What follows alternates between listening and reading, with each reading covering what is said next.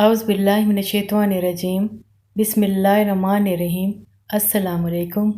5 وقت کی نماز کی پابندی کیجیے، زبان پر استغفار اور درود شریف کا ورد جاری رکھا کیجیے۔ صلی اللہ علیہ وآلہ وسلم۔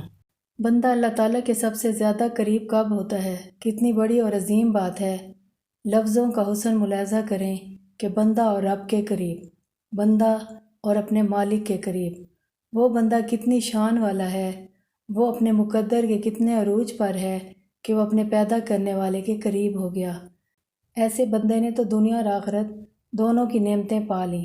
خاصیت ایک مسلمان ہونے کے ہمیں اور کیا چاہیے کہ ہم اللہ تعالیٰ جس نے یہ ساری کائنات بنائی ہے اس کے قریب ہو جائیں، اس کے پسندیدہ بندوں میں شمار ہو جائیں۔ مسلم شریف میں حدیث موجود ہے جس میں آپ صلی اللہ علیہ وآلہ وسلم نے ارشاد فرمایا ہے کہ بندہ اللہ تعالیٰ کے سب سے زیادہ قریب سجدے کی حالت میں ہوتا ہے۔ زندگی بہت مختصر ہے، اسے فضولیات میں مت ضائع کریں۔ 5 وقت کی نماز کی پابندی کریں۔ نماز ہی آپ کو اللہ تعالیٰ کے قریب کرتی ہے۔ نماز اللہ تعالیٰ کی خوشنودی حاصل کرنے کا بہترین ذریعہ ہے۔ دن میں 5 بار آپ کو موقع ملتا ہے کہ آپ اللہ تعالیٰ کے بہت قریب ہو جائیں اور اپنے پیدا ہونے کا مقصد پا لیں۔ آخر میں دعا ہے کہ اللہ تعالیٰ ہمیں 5 وقت کی نماز پڑھنے کی توفیق عطا فرمائے اور اپنے نیک اور پسندیدہ بندوں میں ہمارا شمار کرے، آمین۔